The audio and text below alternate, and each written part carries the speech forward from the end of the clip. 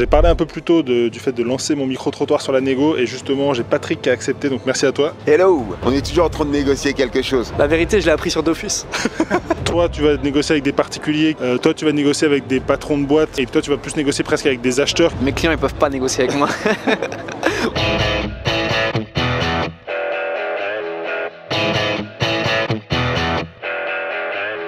Alors moi c'est Patrick de l'agence The Active Band, on est spécialisé dans le sportainment. C'est la production d'expériences dans l'environnement sportif, avant les matchs, pendant les mi-temps, en après-match pour des privés d'expérience pour les VIP. En fait on est expert des temps off. Bonjour David. David, enchanté, est-ce que tu peux me dire, toi c'est une compétence que tu utilises quotidiennement, une fois par semaine, une fois par mois? Constamment. Et après avoir eu David, j'ai eu du coup son fils Ilan qui est venu me proposer de participer et c'est hyper intéressant parce que Ilan, tu me disais que toi t'as pas grandi en France, t'as grandi où? Moi j'ai grandi à Genève en Suisse. Florent, du coup, est-ce que tu peux m'expliquer ce que tu fais comme activité et c'est quoi tes situations où tu es amené à négocier? Donc moi je permets à n'importe qui de miner de la crypto-monnaie de chez lui sans rien faire et je suis un ancien électrotechnicien qui a bossé sur des barrages hydroélectriques pendant 7 ans avant et aujourd'hui je vais négocier avec des énergéticiens qui ont des capacités de production en surplus un prix du kilowattheure pour installer des data centers derrière. Donc en fin de compte on leur explique qu'on va pas être leur meilleur ami ni leur pire ennemi mais on va leur assurer quelqu'un qui va consommer une quantité d'électricité stable dans le temps. C'est vraiment ça qui va faire la différence et on va dire tout le skill se trouve là. Antoine. Alexandre.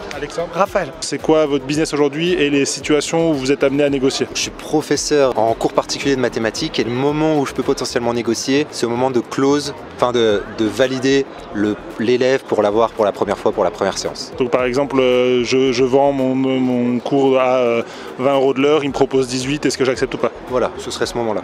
Là où je dirais non. Toi du coup tu fais quoi? Moi j'accompagne les entreprises à développer leur business sur Instagram, à trouver des clients. Là où il y a le plus de négociations, je dirais que c'est sur les contrats courts, voire long terme. Et t'es souvent amené à avoir des clients qui essayent de négocier tes tarifs ou globalement ça va? Sur le long terme, oui. Court terme, non, en général, mes clients sont satisfaits, pas de problème. Et toi du coup? Donc moi je suis technico-commercial, donc je travaille sur des grosses boîtes plutôt d'industrie, type FH, Siemens, Thales, Alstom. Et là où je vais devoir négocier, c'est quand j'essaye d'avoir des contrats qui durent 1 an ou 2 ans, ou renégocier une fois tous les ans pour redevenir le formateur référent pour 1 an chez les grosses boîtes comme ça. Moi du coup ce que je trouve hyper intéressant c'est que toi tu vas négocier avec des particuliers qui c'est leur budget familial, toi tu vas négocier avec des patrons de boîtes qui vont te signer et toi tu vas plus négocier presque avec des acheteurs qui sont formés à la négo et au contrat. Depuis 30 ans, la négociation, en fait je suis dans le domaine de la vente, dans le domaine de la publicité, de la communication et donc la vente et la négociation c'est une compétence qui est fondamentale. On négocie toujours, tout le temps dans la vie.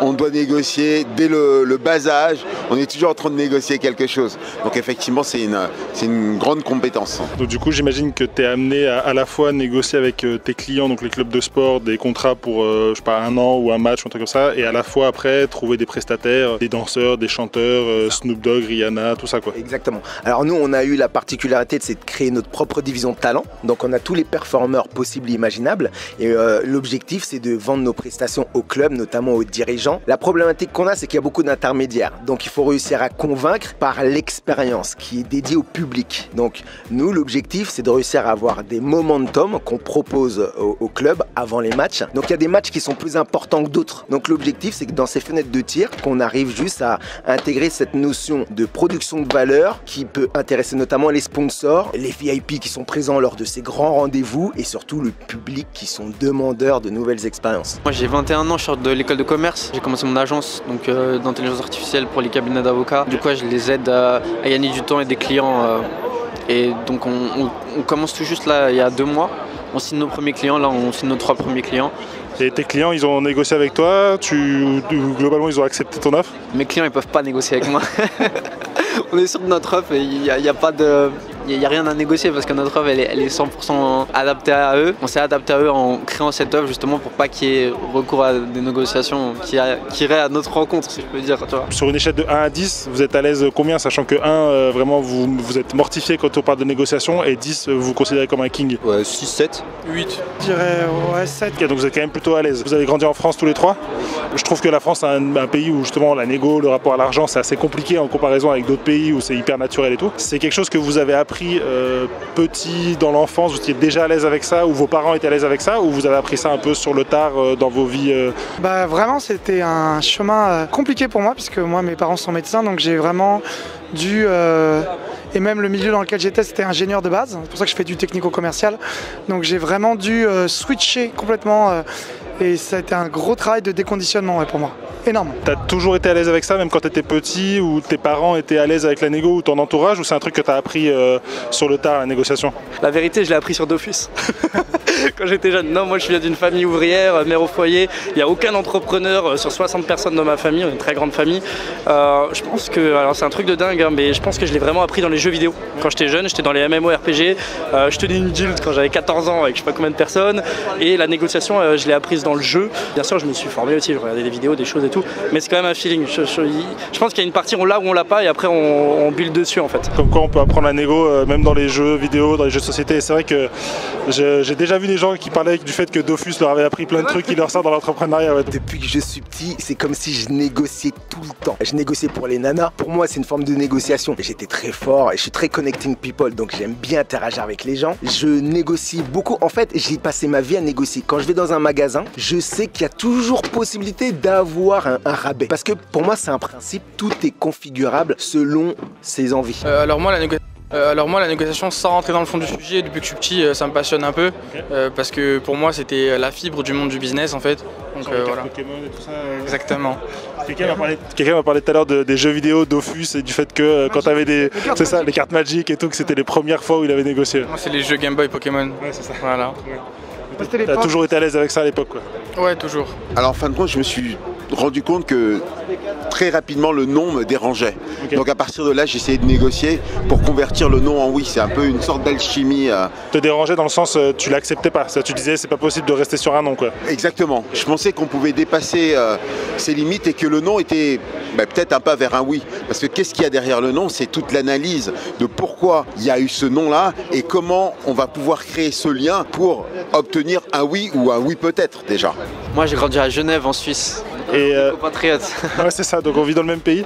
Toi, aujourd'hui, la négociation, c'est une compétence que tu as appris assez jeune. Ton père disait que ça faisait 30 ans que lui en faisait, donc je pense qu'en le regardant, tu as pu observer des choses, mais tu as toujours été avec ça. En tant que Suisse, peut-être que ça te gêne aussi un petit peu, ce genre d'échange autour de la négociation? Alors moi, pas du tout. C'est ça qui est drôle, c'est que moi, j'ai toujours eu des parents qui étaient un peu entrepreneurs. Ma mère, elle est très rapidement, quand j'avais 10 ans, elle est partie s'installer en Indonésie, à Bali. Ce qui est drôle, c'est que depuis tout petit, moi, j'aimais beaucoup les habits. Et dans tous les boui-boui en Indonésie, à Bali, je sais pas si tu connais, j'ai toujours négocié les habits en fait, les prix, quand j'achetais des souvenirs pour ma mère, pour ses enfants. Et ce qui est drôle, c'est que c'est moi, à 10 ans, je négociais ce qu'elle voulait acheter, en gros, de ces petits bouts. Moi, c'est clairement dû à ma maman qui négociait tout et n'importe quoi, même dans les magasins, les franchises, etc. et qui arrivait.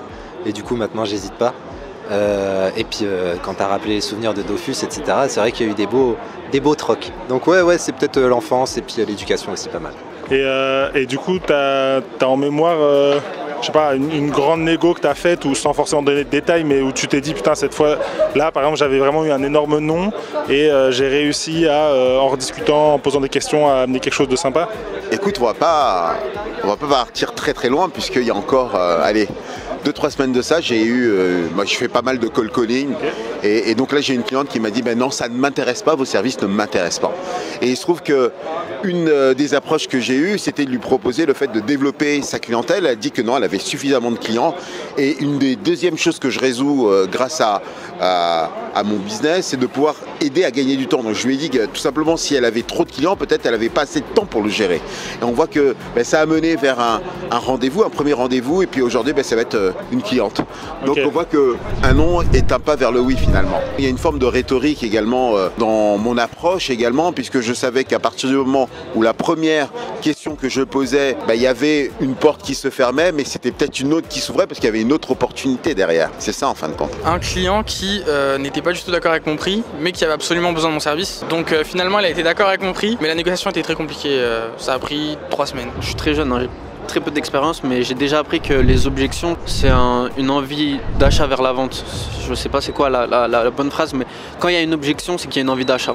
Donc moi je parle, si la personne n'est vraiment pas intéressée par tes services, elle va dire ok ciao et tu n'auras plus de contact avec elle. Alors que si elle montre de l'intérêt et qu'elle est là justement pour essayer de négocier, ou qu'il y a quelque chose qui la hook, c'est qu'il y a quelque chose à faire. Donc moi je reste sur mes gonds.